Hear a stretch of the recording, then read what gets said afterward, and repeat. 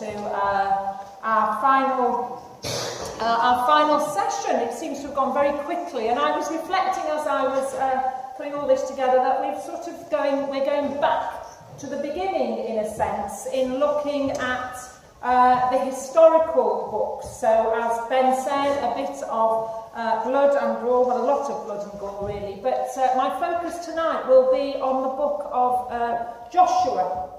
So that's what I'm going to focus on. But we're going to begin when, as I said, we're looking at the historical books, and in terms of the Old Testament, these are categorised as Joshua, Judges, Ruth, 1st and 2nd Samuel, 1st and 2nd Kings, 1 and 2 Chronicles, oh, missed a couple of C's, never mind, Ezra, Nehemiah and Esther. And if you remember, if you were here in previous sessions, that our Old Testament is our categorisation of the books is slightly different than in the Old Testament than the Hebrew Bible, the Hebrew tradition. So what we have in the Hebrew Bible is that Joshua, Judges, 1 and 2 Samuel and 1 and 2 Kings are classified as the former prophets. And they provide the main account of the history of ancient Israel. And it's thought that those four books together, they're called the Deuteronomistic history. Big word for early on in the evening, Deuteronomistic history. That these books are all written with an eye on Deuteronomy. And we see in elements in the books that are influenced by the book of Deuteronomy. So, for example, in the book of Kings, we see frequent condemnation of the kings of northern Israel for continuing in sin, or the sin of Jeroboam, the first king of northern Israel. And so all of that. And so the Deuteronomist, the person who might have collated all this, divides history into four major periods. Divide history into the time of Moses, which, as we know, out of Egypt and wandering around in the desert for a while. So the time of Moses, the conquest of Canaan under Joshua, which we're going to consider this evening, then the period of Judges and the period of Kings. So that's what we are going to sort of focus on this evening. So to get us started, as you perhaps, if you've been at the others, you'll get familiar with, we're going to just think about how we form history. So just again, in your groups or with your neighbour, just chat amongst, what's the narrative of your family history? Yeah. I thought that war has a great effect on both family history, nations and nations history. Yes, yeah. So war has... Yes, so war has a tremendous effect. Yeah, and of course we're going to pick up on some of that stuff. Yes, thank you. Yeah. My father died when I was only 5. He came gassed in the First World War, died in 1942. He came home with 5 boys living all by herself. So I was from a poor family, but I was happy. I had what I needed. My mother was a very good parent. She was a Christian. It was a Christian faith that carried her through looking at the 5 boys. She would go out to do people's tea, to do washing. At Christmas, she would pluck and draw people's chicken food. You're saying that to a vegetarian. They didn't get everybody birds. No. And that's the thing, is it sometimes our sort of identities or our family or community identity or family will be shaped around a particular individual within that family or community or whatever. Yes, thank you. Anything else? Talking about legends, history and legends, because sometimes there are stories that are passed down in the family. We're not quite sure whether they're true or what truth there is in them. And quite possibly in the nation's history, if it goes back far enough, there are all kinds of murky beginnings. Yes, thank you.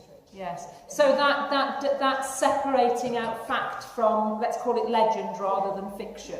So sort of getting to the truth of it, isn't it? And Ben and I were just having a conversation really and saying about how, you know, in terms of the different standards that there are now, that for sometimes are good and sometimes are not, but actually about how people were secreted away if they hadn't quite conformed to what society expected, and there was a whole sort of different narrative told of what had happened to so-and-so. Wasn't usually sort of, I'm thinking particularly sort of unmarried mothers or those kind of things. So a whole different... I remember... well, actually, I'm not going to say it because it's being recorded, but I remember a sort of particular narrative where, on a funeral visit, where somebody had lived with a particular version of a story for 50-odd years, and it was only at their death that the real story came out. So, that's yeah. Anything else? Well, as far as the family goes, we have our own traditions and our own gin jokes and those sorts of things. I'm thinking particularly about Christmas. I think every family has their own way of approaching the traditions of Christmas, which makes you feel that you belong to your family rather than somebody else's. Yes. Something as simple as that. Yes, and that, I mean, for those who've married and spent families with Christmas with the in-laws, it can be very different experience to your own. Because this, what do you mean you don't do Christmas like this? Yeah, so thank you. There's those family traditions, isn't there, that make us feel safe and secure. Yeah. Sorry, there was a hand over here somewhere. Certain points in events like divorce changed my life. My parents divorced. Yes, yeah. Yeah, there will be particular life events, won't there, that form or break or form the story. Yeah, thank you. Yeah. Come on. It seems to me that right through our history, when disconnected people have had to work together in the face of adversity, that has subsequently given them a community identity. Yes. Yeah, thank you. They've had to work together to overcome difficulty. Yes, yeah. Yeah, when people have to put... I was interested, who was it on the news this morning about somebody who referred back to, and I'm sorry, I can't remember this, but referred back to sort of Churchill and saying it was about time we all pulled together now and did... You know, I can't remember who it was, and I only... Sorry. We did join the war, didn't we? We did, yeah, but I was just intrigued this morning to hear somebody, and I only caught the tail end of it, but, you know, that appeal again. In the Houses of Parliament Thank you. yesterday, right. Suggesting that there ought to be a common cabinet with Labour Party and Brexit, isn't it? Thank you. to cover Brexit, as there was a cross-party cabinet in post-war, or during the war, under Churchill. Yes, thank And you. it was a very good discussion. Yes, yeah, thank you. But it's interesting at that time when we think that, it's a bit of a crisis, so we all need to pull together and work together. And, yeah, one more, thank you. Yeah, one other thing was artefacts. Artefacts, yes. It being a focus of remembering and sharing.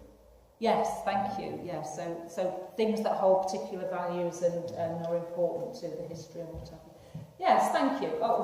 Can I just say, when I look at the Community of One Board, it works as a community because there are so many volunteers. Yes. And it's about service, really, isn't it? Yeah, yes, working service, yes, thank you.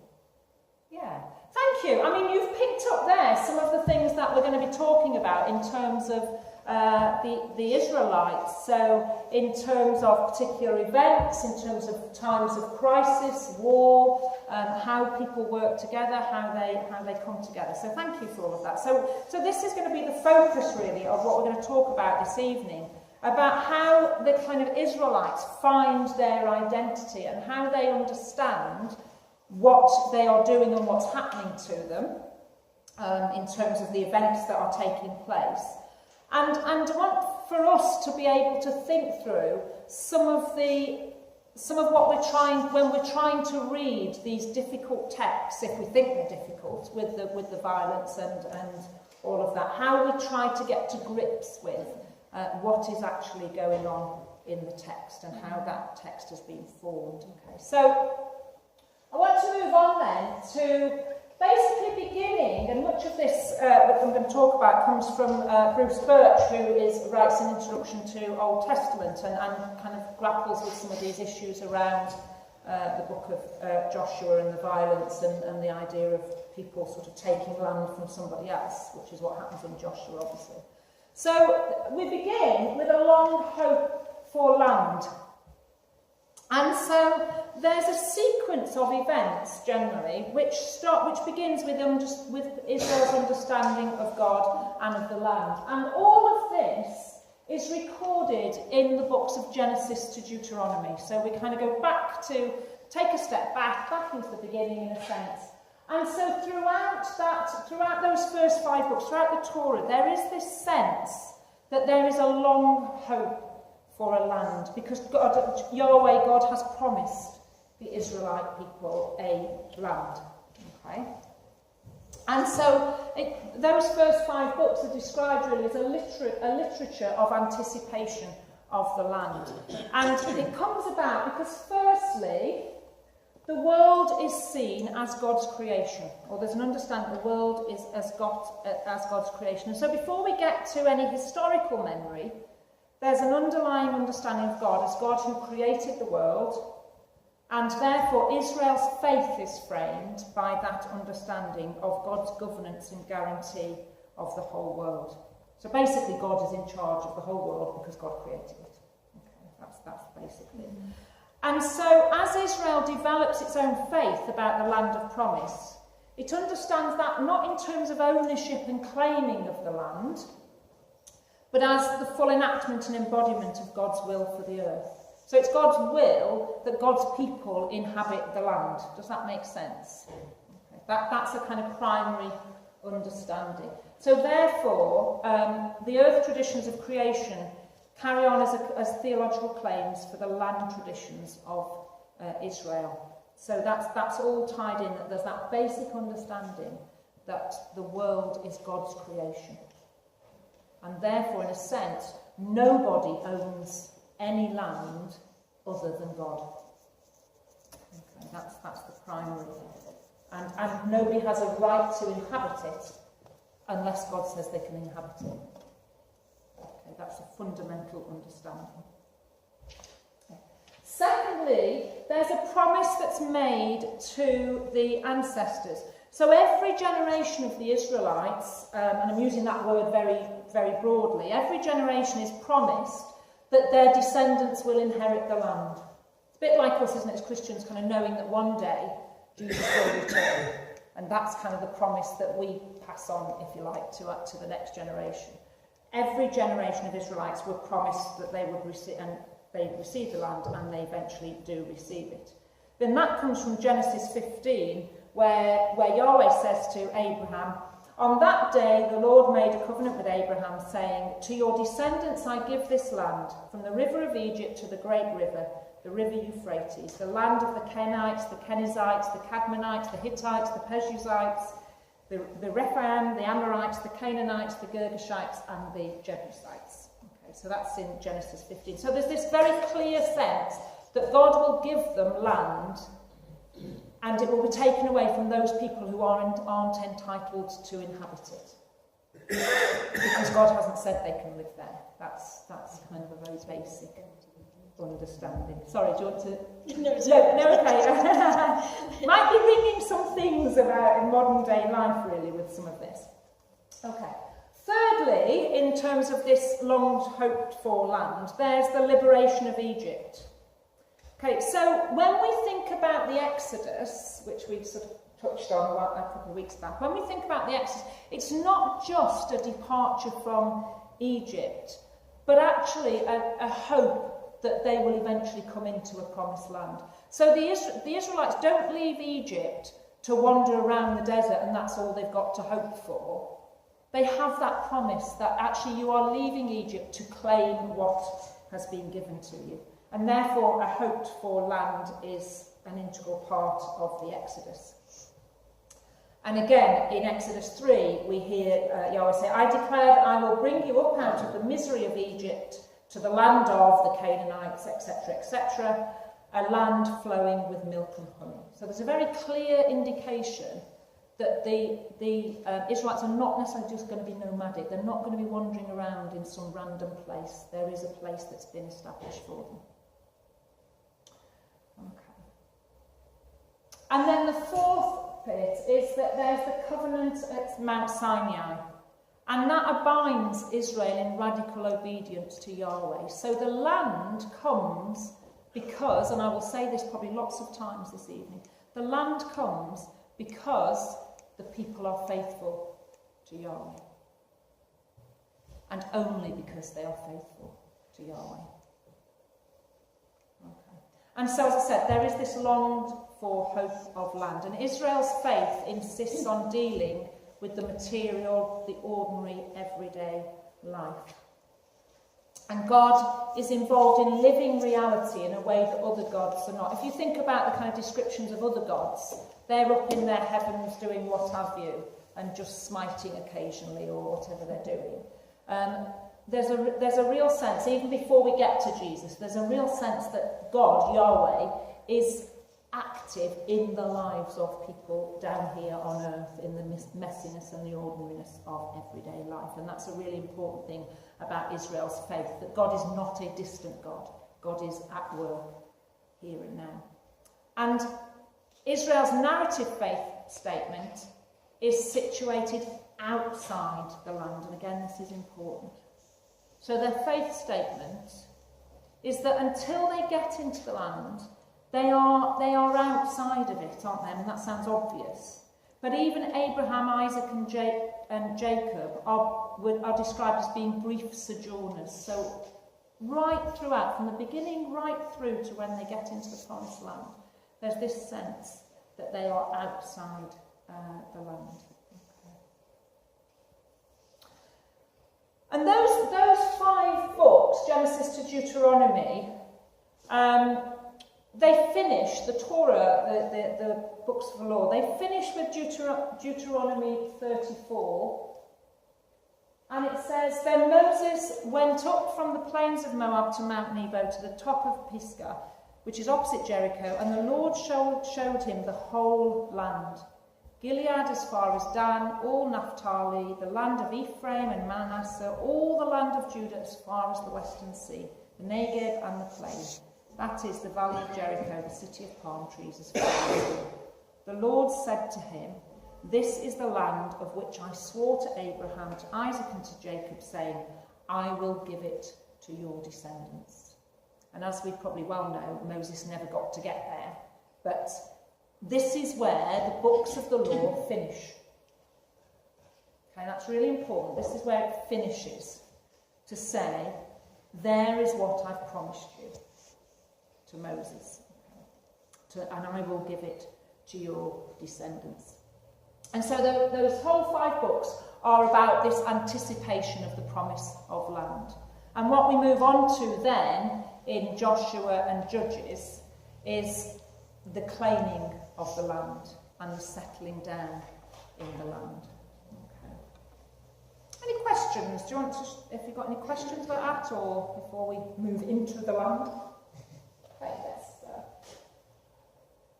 So what we find then, if we leave those first 5 books alone or leave them behind and move into Joshua through to Kings, so Joshua, Judges, Samuel and Kings, is we move into this idea that it's a literature of possession of the land. Okay. And here what we see is the Torah as the primary resource and the criterion for Joshua's mandate in the land. So it isn't just that we kind of park the law, the Torah, the first 5 books, and say, oh, that's it, we've made it, we're in, we're off, we're off and running, we're in the land. It's that the whole understanding of what it is to live in the land is deeply dependent on the Torah and the observance of it. Now that sounds really easy, doesn't it? If you live in the land, you've got the promised land, and that's it. And if we observe the law, everything's going to be fine. Of course, what we know is that entry into the land is not as easy as Torah ideology might have suggested. So there's that clear sense that if you obey my commandment, you will have the land, that will be it. It's all going to be fine. What we have, and I'm sorry this is a little small, but what we have is real land as opposed to promised land is contested, as we well know. It's disputed and it's conflictual. And so it doesn't matter in a sense that the promised land is the promised land because there are other people already living in it. And actually you can't claim your promise unless you either fight for it, or you learn to live with the people who are in there. And as you know from sort of what you might know of the Bible, that is the whole story, isn't it, of the Israelite people. Once they get into the land, Joshua is sort of about how they fight for it and how they claim for it, but also that sense in how they have to accommodate and compromise, because they do not sweep, despite what kind of some of the instructions are, they do not sweep everybody else out of the land. They do not live in the promised land by themselves. And they have to learn how to live with other people who are not of the Israelite tradition and faith. Does it sound familiar? Yeah. And the thing is, I think what's really important to say, and I'll keep saying this is not just about land and, in terms of sort of mortgages and treaties and all of that. It's about what does the land mean in terms of our understanding of who God is and what God has promised us. And that's the really important thing to hold on to as we work through some of this. And so basically Joshua and Judges attempt to work through the tensions between the simple normative claims of the Torah promises. So as I said, be good, observe the law, you get the land, and the lived ambiguities of life in the world. So it's just not as simple as that for the Israelites.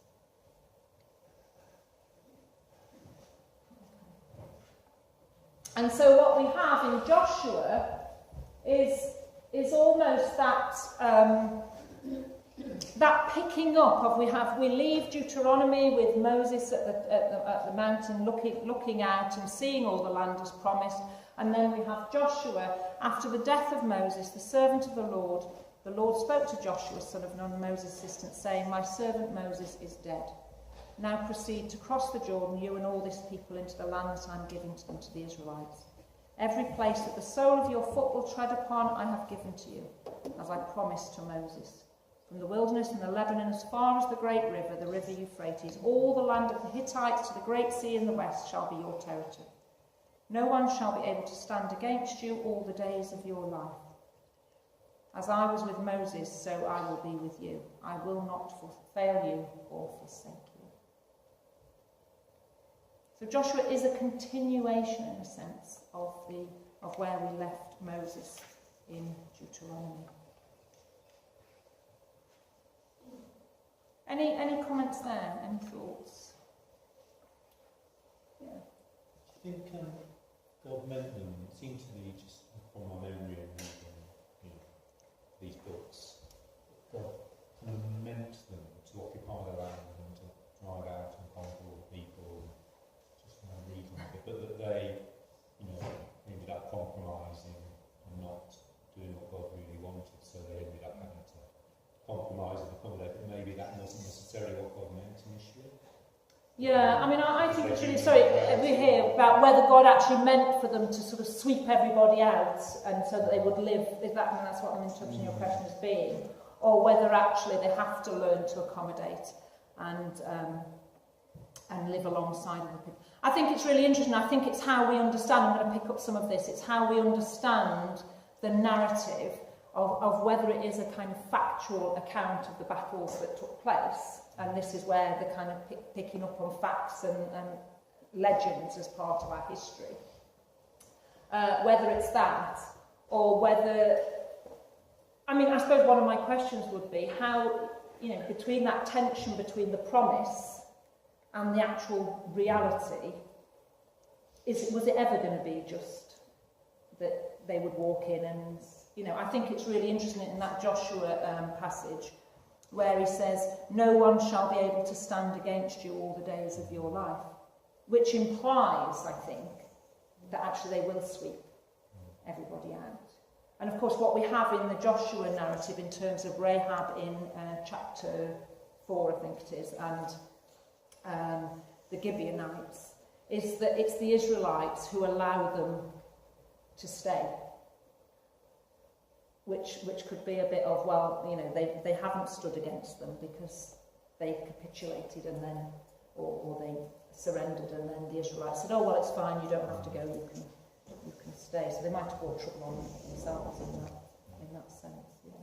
So I don't know, sorry, it's a very long-winded answer, but I think it's one of the things we have to wrestle with, isn't it, about these texts, really. So thank you.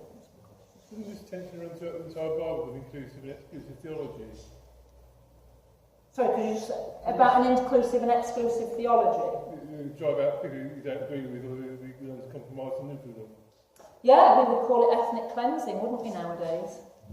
In terms of a people claim a land for their own and want to drive out anybody who doesn't have that particular faith or whatever, ideology or whatever. It's ethnic cleansing. And I think one of the big questions about all of this is how comfortable we feel with a Yahweh, with a God for whom it seems from the text that there's ethnic cleansing going on, all in the name of God. I think this is deeply disturbing. Yeah.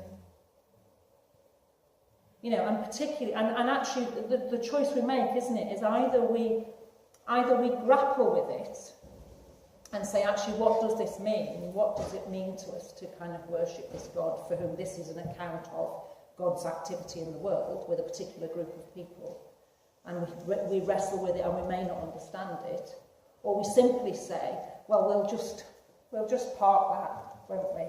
We'll just leave that. And we'll focus on New Testament and Jesus and, you know. But this is the God whom we worship, and I suppose I want to understand this aspect of it, so that's what I'm trying to kind of unpack. I think this struggle for the land is very significant. Imagine that the people of Israel were already settled in a land and God selected them. They're already there with their boundaries, and that they didn't actually have to worry too much about other people in their territory. That would be quite a different story, wouldn't it? Yeah. Yeah, I'm going to pick up some of that in a minute, so thank you. No, it's fine, but thank you. Yeah, because we're going to come to some questions about how they actually got the land in the first place. So thank you for that. Yeah. It's like we're telling you that lecture at Queen's, telling you just now. I was at university the other day, and a guy from Rwanda who did research about the ethnic cleansing in his own country, the genocide in 1995, was actually in Edinburgh when it took place, so he missed it, but he lost members of his family.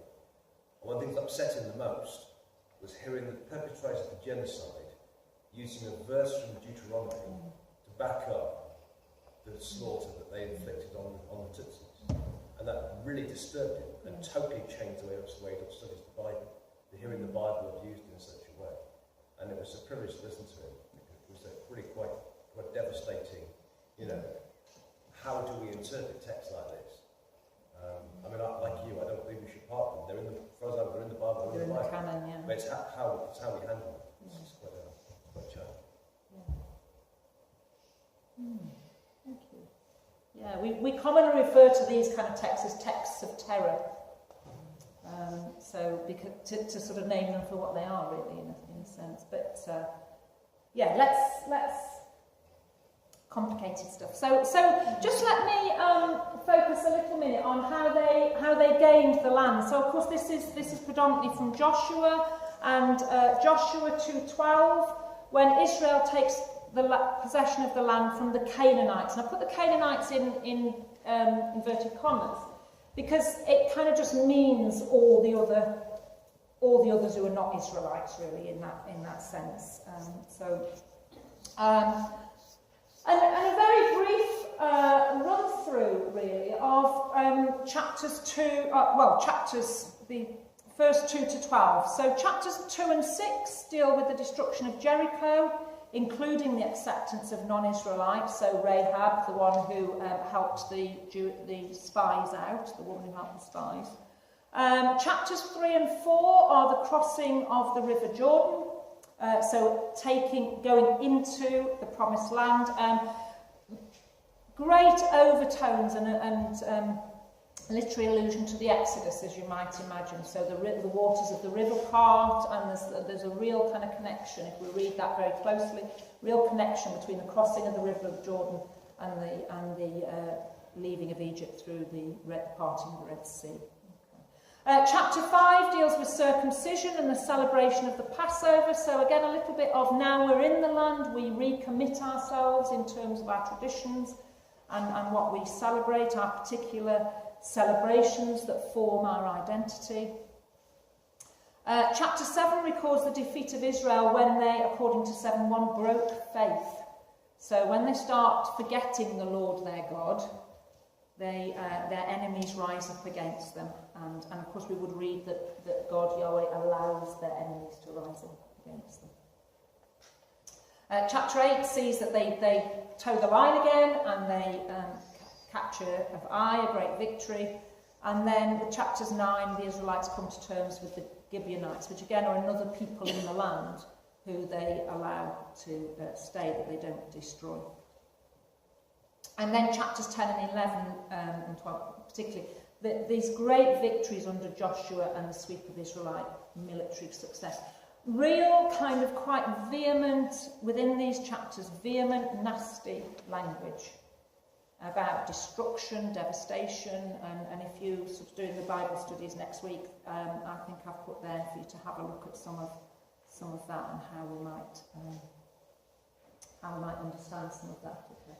And then as we move through Joshua, in Joshua 13 to 19, that's the distribution of the territory to the 12 tribes. So having got the land, settled in it, we now carve it up and give it to all of the different tribes of Israel. And the end of Joshua 20 to 24, oh, sorry, looking a bit, sorry. 20 to 24 sees the destruction of the cities and covenant renewal. So Joshua ends with the people sort of settled in the land and making this great promise that they will follow the Lord their God. Okay. And just to quickly flick to Judges. Judges deals with them once they're settled. They're in, they've got their places, as I said, they're settled, and Judges basically works that it's how, Judges is the story about how Israel comes to terms with the political, geographical reality. What is it to live amongst people who are not like us? Okay.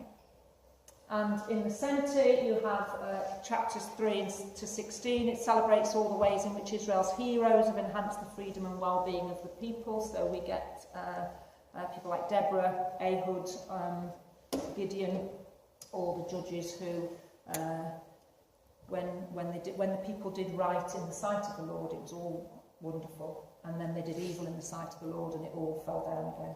And you just, with the judges, you get this cycle, don't you, of the people did right, the people did wrong, and And it's a wonderful story of God's faithfulness, setting aside all the violence and everything else that goes on. It's a wonderful story of God's faithfulness with his people. And then in the end, at the end of Judges, towards the end of Judges, we get the highlighting Israel's religious idolatry and social disorder. And we get this repeated statement towards the end. In those days there was no king in Israel. All the people did what was right in their eyes. A fascinating statement, isn't it? There was no king in Israel. Would we agree with that or not? Well, chaos does result from everybody doing what they personally think is right, without any joint communication and agreeing together what is best for the country. Everybody did what was right in their own sight. Yeah. Well, yes. But it's interesting, isn't it, of a faith community that has one God and one king, who is king of creation, universe, everything else, and they dare to write, they had no king. And this shows the kind of depth to which the Israelites have sunk. Because, of course, what they are doing is being sort of drawn away from the king by by the neighbours. And what do they do, of course? In Samuel they start saying, we want a king like our neighbours. Why can't we have a king? And eventually God sort of relents and says, okay, you can have one. But it's interesting that they want to replace the king with a human king. There's a sort of parallel with Moses. And when Moses goes up the mountain, and people start to say, we don't want to approach God directly. We want Moses to be in the way because we're scared of God. Yeah. Scared. Yes. Yeah. Thank you. Yeah. So if you didn't quite catch that parallel with Moses, where the people don't want to deal directly with God, they want to go through Moses, and perhaps this is a similar thing: is that we need somebody we can see, don't we? We need somebody who we can kind of relate to in a way that we can't with an invisible God. So we'd probably say they're becoming more secular. They're dividing the spiritual and the temporal. I don't think that is that is not an understanding as far as I would want to say that's not an understanding that they would have, in that they would not see. I think secular and sacred is quite a modern conception, in that their understanding of that God is the God of the universe, and therefore everything within it is God's. So I'm not quite sure they would see. I think they were being drawn away from the covenant relationship and the and the laws and all of that lot. But whether they would, I suppose we might term that as secular. We might see it as that, looking back. Yeah. But I'm not sure they would. It's one thing to believe in God, not do what He says. Another thing to not believe in God at all, isn't it? Yeah. So there's one thing in believing in God and not doing what God wants, and not believing in God. Yeah, I don't think they lost their faith. They still consider themselves to be God's people, but it's the fact that they choose not to live as they promised to in the covenant relationship. They choose not to obey the laws, which of course we all have. We all have the choice to do, don't we? Yeah. They are a stiff-necked people. Okay. Just to, very quickly, just to remind you or tell you, inform you of the kind of family tree. So in terms of the descendants coming down from Abraham and Sarah through Isaac and Rebekah, we get to Jacob, who is renamed Israel. His two wives, Leah and Rachel, and their maidservants, Bilhah and Zilpah, and Jacob's children, who the highlighted ones, or the ones in sort of colour, are those that become, as we understand it, the 12 tribes of Israel. Levi is the priestly clan, are not given land as such, and it's Joseph's sons who form the tribes. Okay, I'm not sure how well you'll see that, but just basically a split of where they settled. Okay, so again, kind of at this stage, not the southern and northern kingdoms particularly, but just where they settled, and different places. Genesis 35 describes the sons of Jacob, names them. Genesis 49, Jacob blesses his sons, giving them the blessing appropriate to them, which is quite an interesting read in Genesis 49. Numbers 26, that's a census of the descendants of the Israelites who came out of Egypt, and there we see Joseph not losing his claim as such, but we see the introduction of Manasseh and Ephraim. And then Joshua, we get the allocation of the land to the tribes. Okay. So, how do we think that Israel came to... How do we think that Israel came to inhabit the land? Sometimes accommodation. Yes. They did use helpers who were outside the tribes. Yeah, accommodation, thank you. Yes, anything? Miraculous interventions. Miraculous interventions, yeah, okay. Yeah, any particular instances or? Joshua in the city, Jericho, and other instances where if they followed instruction and had faith, because often they were told to have just a few men, few of them was actually technically needed, and still the battle was won. But there's a lot of emphasis on the Lord has won this battle, you haven't. Yes. He's fought for you. Thank you. Yeah, so faith, trusting in God to do it, that God will deliver that understanding. Can we from that, do you see how that links to the kind of Deuteronomy kind of idea that God has promised this into their hands, therefore it will come about. In modern scholarship, there are 4 proposals for how Israel came to inhabit the land. Okay, and the first one, that's a little picture of kind of military, the war table. You probably can't see it. Oh no, it's not that way. It's a little, in the Second World War when they're all plotting the manoeuvres. Yes, so the conquest model is the first one. Okay, and we know that from archaeological evidence that there are lots of, in the Near East it's dotted with what's called tells, which are, I'm not an archaeologist by any stretch of the imagination, so mounds where bigger than a little mound, but mounds where when they've dug down they've found kind of remnants and broken cities or towns or whatever, so evidence of previous habitation, let's put it like that, okay.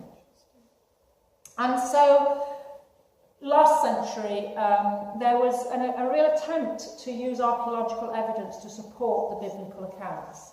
Okay. So they were trying to say, these are the events in the narrative. This is what the Bible says. We can use. We know that there's these evidence of these destroyed towns and habitations and whatever. So great, that works really well. But what they discovered was that actually they don't match the biblical accounts.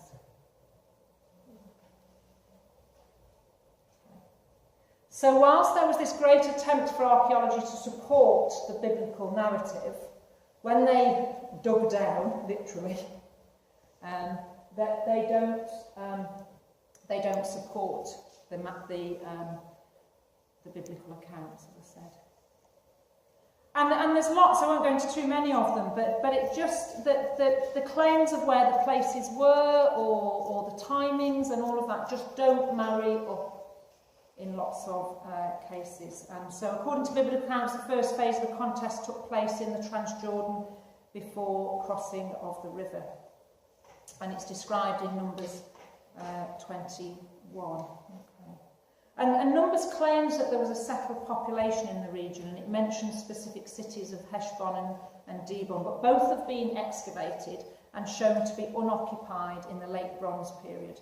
Therefore, they cannot have been destroyed by the Israelites in the late 13th century. So I won't go into all of it, but there's some evidence to suggest that it isn't as easy as just saying we have archaeological evidence for this. Okay. What they have done is that they've revealed sites established in 11th BC, small settled sites thought to be Israelite settlements. So the archaeological evidence is not conclusive for a conquest model, that the Israelites just went in and annihilated everybody else. Okay. The next model, it's a picture of Paddington, because it's the immigration model. Thought I'd be topical, as soon as the new film's out. So the immigration model is the second one, which basically says that it goes against the conquest model, and it says that actually there was just a sort of steady trickle of people into the land. So they moved in almost peacefully, totally contrary to the biblical narratives. Okay? And so geographical significance is that the main cities are in the plains, and the central highlands are sparsely inhabited in the second millennium. And what we know is that generally the Israelites end up in the less popular areas. And so the idea is that they first moved into the highland areas and then moved into the middle regions, the central regions. And they come out of, they occupy the highlands, and then they come out from outside the land and infiltrate the existing residents. So they move in sort of much more peacefully. And one of the things that supports this is that they're saying about the accommodation of Rahab's family. This is one of the understandings of this immigration model. It explains some of the why other nations are still left in the city, in the towns and whatever. And so Judges 1 supports this theory in that the Canaanites are not originally driven out from many of the lowland cities, and the Israelites come from outside the land. Although we're not sure, whether they come as violent invaders or as settlers. But it's not wholesale movement of people into the territory. That's the immigration model. The next one is the revolt model. And this is saying that it's a social revolution within Canaan. So they're all there. I think we picked up on it, that if they were all there, would it be a completely different story? Or one of the models is that actually they were all there. And that actually what happens is that there's an internal struggle against the elite. And a scholar called Mendenhall in 1962, based on the Amarna, I thought I'd change that, the Amarna letters in Egypt, in that there was writings discovered that complained Egyptian authorities, or the Egyptian authority, there was writings that were complaining about groups of people who were challenging Egyptian authority. And so there's this understanding that it's an internal revolution. And that what happens is that there just becomes a people who claim a particular identity out of the whole group. And Canaanite is used as a pejorative term for those who hold power, and Israel is a union of people fleeing oppression. And so it's an uprising of the people, or a certain group of people, against the elite of the society. And it's sort of, it conforms to the notion of a liberating God. So if we're trying to flee from the sort of, or trying to free ourselves from an oppressive regime, we appeal to a liberating God, and therefore our identity comes from that God. One of its critiques is that it's basically 1960s ideology about the rise of the individual against a corruptive elite society.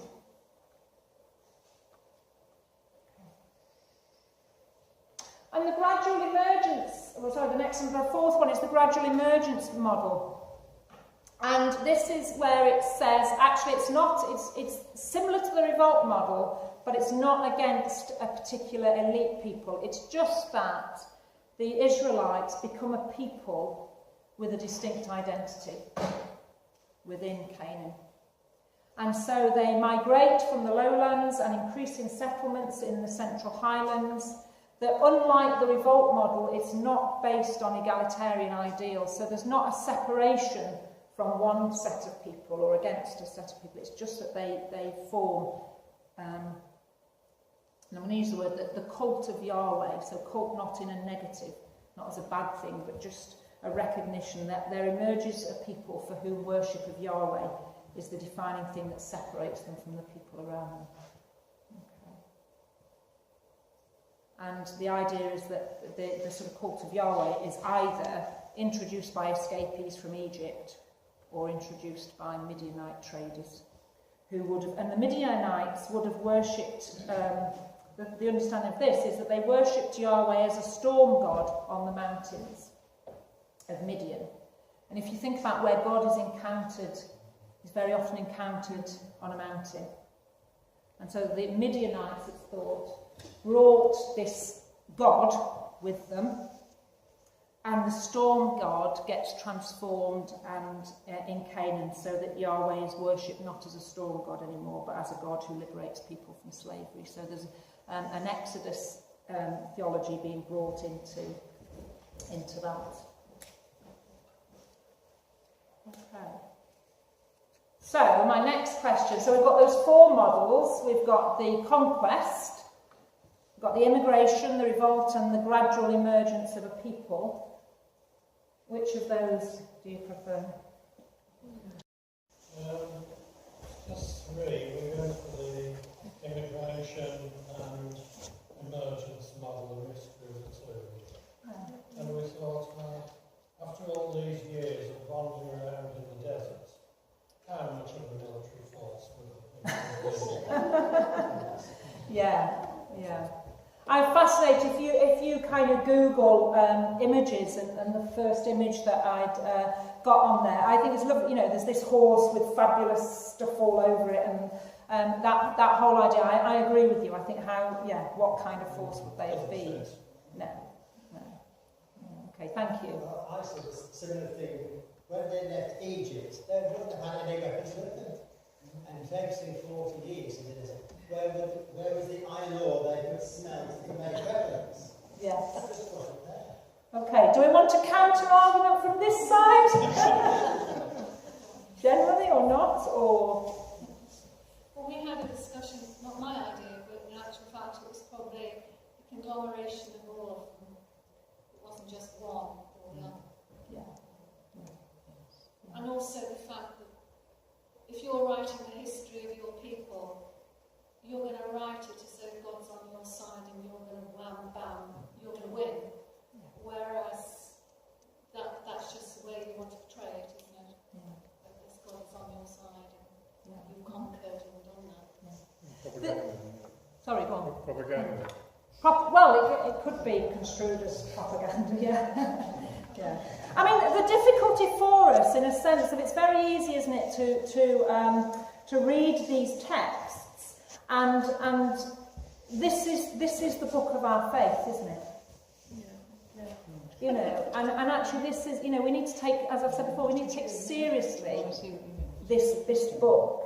And actually, if the book tells us that actually this is how the Israelites got into Canaan, because they destroyed the cities, or they destroyed the people in front of them, there's something, isn't there, about when we say, but actually, is that right?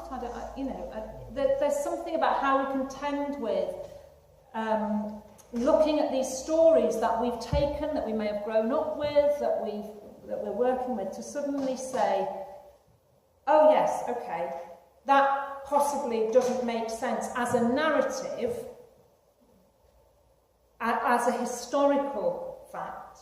But actually, how does it make sense to me in terms of a faith perspective?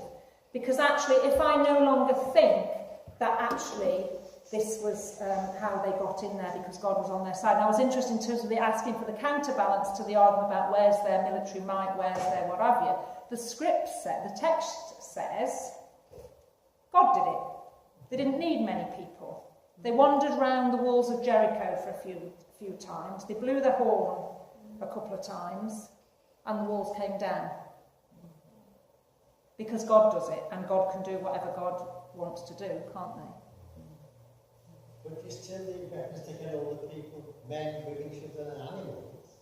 Don't you presumably? God can do that too, can't he? God can do that too. Oh, I don't need my kind of God. I just say that if you're talking about communities, building up a community, a people of God, bound together by the Lord and by a faith in Him, however they may lapse. That the Lord has given a purpose and a drive, a task, because one way of building a community is to give them a task, a difficult task, something they really have to fight for, maybe even literally fight for. Right, okay, thank you. Yeah, so God gives them a task to build up community. Do we believe in a God who gives a community a task to go out and annihilate other peoples? No. So that they can form a community? No. Isn't the truth in the lesson, not the fact? It's what, sorry? Isn't the truth in the lesson is teaching you, not the fact is teaching you? Yeah, I mean, I'm sorry, I'm kind of stirring a little bit, and I'm sort of playing a bit devil's advocate. I just think it's really difficult, isn't it? Because we teach our children these stories in Sunday school. We've probably tart it up a little bit, not to be quite as but you know, we teach our children things like our God is a great big God, our God is a superhero or whatever. What are we teaching our youngsters or even our adults about the character of God? Stirring up a little bit for a minute. I mean, bringing it into sort of a more modern thing, there's the arguments about Nagasaki and Hiroshima. And the Americans would say to this day that they were right to drop the bomb, atomic bomb, because in doing so, they saved more lives that would have been lost had the Americans actually attacked, fought and conquered Japan as they would have had to do, as they believed. And so one would argue that no one wants to drop an atomic bomb, but the Americans would argue that was the right thing to do and actually saved lives in the context of 1945. And that's people that we fought with. They were on our side in the end of the Second World War. The other thing I'm a tad careful about is, actually, I do believe God is at work in his world. For example, I believe that God called me to be a priest. And so we do put God, thus says the Lord, and I do it, and I believe God is at work in his world, and that's a statement of faith. And we can try, we have to be aware of our prejudices, but actually, I believe God is at his work. I mean, I'm still, I'm probably about to sit in Queen next week, but I'm still going with the conquest model, even though I don't like it, and I would rather face up to the faith questions I'd asked of me. And I'm quite careful about, there are questions about it, but I'm still going with it because to my way, if the Bible says it, I want to listen more seriously before I throw it out. If you know what I mean. Sorry. No, it's fine. No, because I think that's the thing, isn't it? It's wrestling with all of this. It's trying to understand it. And actually, if we want to go with the conquest model, which is absolutely fine, then what we have is this question about how we understand violence within the books that we read about the subtlety of God. In that, I remember reading recently in Chronicles, David was not allowed to build the temple, the first temple, because God said he had been involved with violence, bloodshed, he had shed blood. He was not the one to build the temple, that was Solomon's work. And also in the description of the temple, very elaborate description, I noticed that there was nothing in there that related to warfare. No trophies, no flags, no empty vessels, nothing of that kind. And that just struck me. Thank you. That God is not intending perpetual warfare and domination. He's looking beyond. Thank you. Thank you. Yeah, did everybody catch that? So saying, we got that. Okay. So, yes, God is not intending perpetual warfare. Whether God intended warfare in the first place is another question, isn't it? But can I just move on, because I'm conscious of the time? That one of the things that we might think about is this kind of theological interpretation. And if you think about it, I think I want to say that we all read the Bible theologically. Because actually, I'm assuming, or actually all of us here, gathered here, we don't read the Bible as a simple, in the same way that we would read a Jane Austen novel or any other work of, so I was going to say any other work of fiction, but I didn't, as opposed to Jane Austen, not as opposed to the Bible. So actually, we are kind of already using a theological lens to look through it, because we are reading it with trying to discern what God wants to say to us through it, even if we like it or don't like what we read.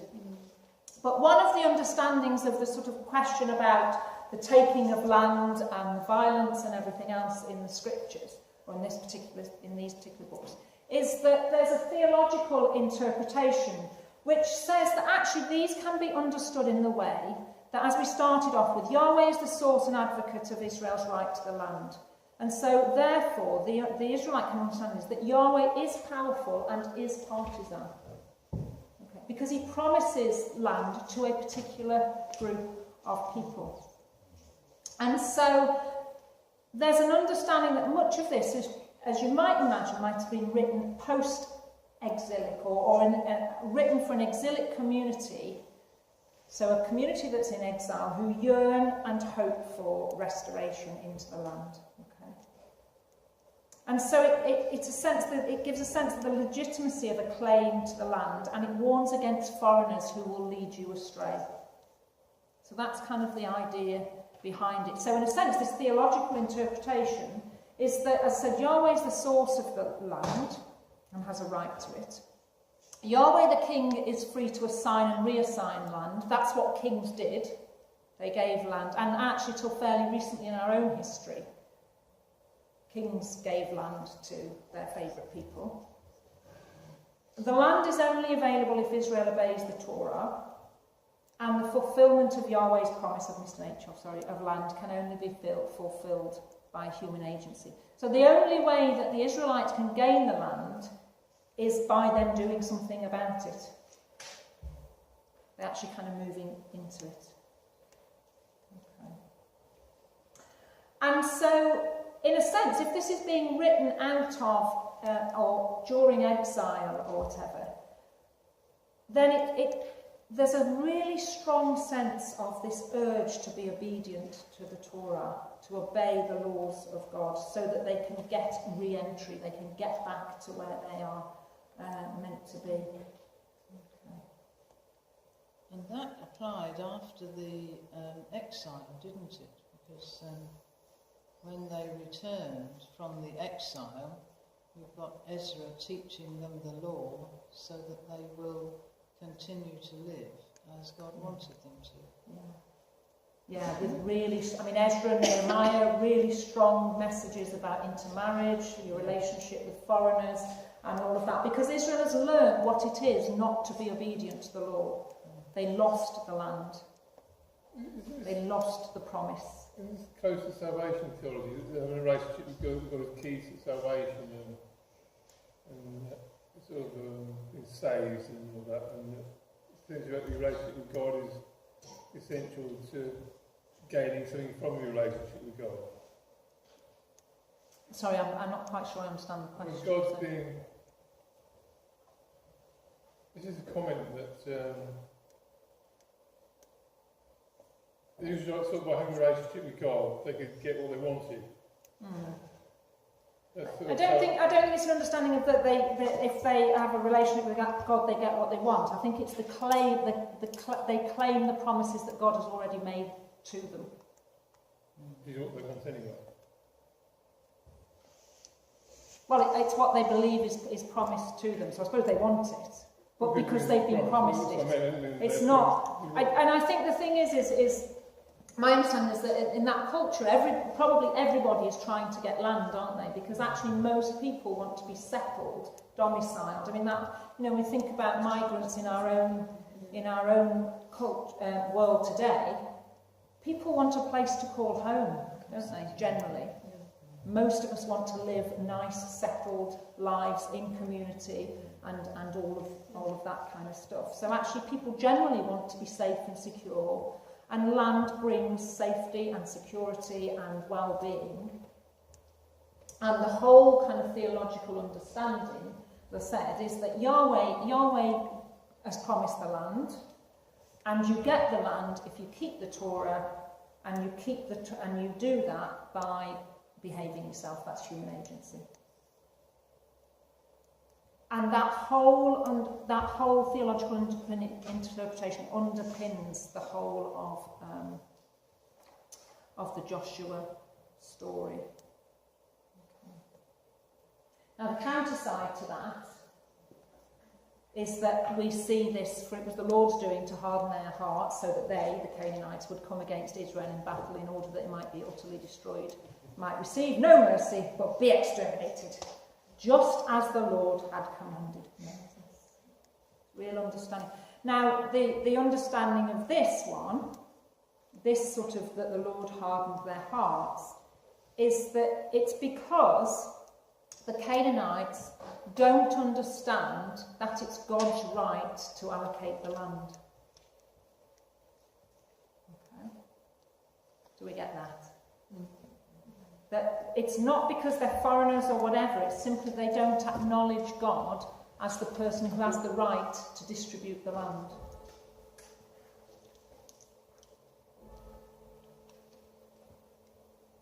And so I'm going to rush through because I've just had the time. So theologically, Yahweh is the God who makes promises and keeps them. Ideologically, the claim to the land in the face of other claims gives rise to, and this is where we get the difficulties, isn't it, is the demonising of the enemy, violence in the name of Yahweh, and commitment to an alternative society. And so if we try and read, we can not excuse the violence, but we might be able to understand the violence better if we understand this theological and ideological sense of what's going on. And so Birch writes, it is this deep contradiction between the brutalising violence of Yahweh and the Torah provisions of Yahweh for justice that lie at the heart of biblical faith. It is evident that Israel is aware of this contradiction. So what is it to understand a Yahweh who tells you to destroy your enemies so that you can claim the promise that Yahweh has given to you, but also know that Yahweh demands justice and mercy for people? Yeah, thank you. Doesn't the Bible suggest that the Canaanites deserved sort of what they got because of the practices that they were doing in the land? Yes, I mean that's a kind of theological and ideological understanding. So the Canaanites deserve it because they practice these horrible different things. Now that's demonising the enemy, isn't it? In terms of this ideological thing, is we say, well, we got what they deserved. Or would it be justice? Is what I'm trying to say.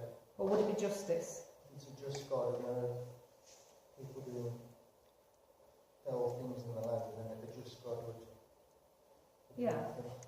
Yeah, and the jury might be out on that, mightn't it? But it's whether the people did that, or whether that was the excuse that the Israelites needed to attack them. So, I ain't pay your money, take your choice, really. But thank you.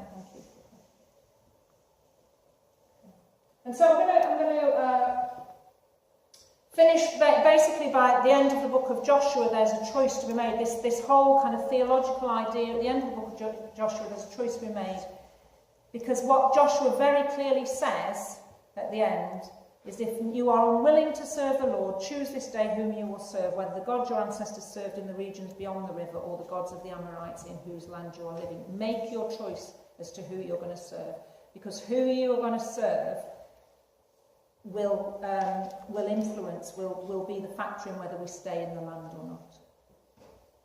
And there's a renewal of covenant at Shechem when the people said to Joshua, the Lord our God, we will serve him and obey. Well, we will serve him, we will obey. So Joshua sent the people away to their inheritance. He sent them out to live in the land.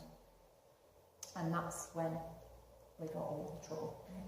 Or more of the same. And so the Deuteronomistic histories, Joshua is concerned with the assurance, that continual assurance that God has promised them the land and they will claim it, and they do indeed claim it. Judges is concerned with warning. If you do what is evil in the sight of the Lord, you're in trouble. So how do you behave when you are settled in the land in response to your recommitment to the covenant? And Samuel and Kings, basically, Samuel predominantly moves the transition to monarchy, so the people cry out for a king and they're given one. And then we see that whole decline, don't we, in the book of Kings, from they got their kings, the kings misbehaved, everything went badly, and they got sent into exile. They lost the land because they didn't obey the Torah. And on that note, I'm going to finish. So, woe betide. Can we say thank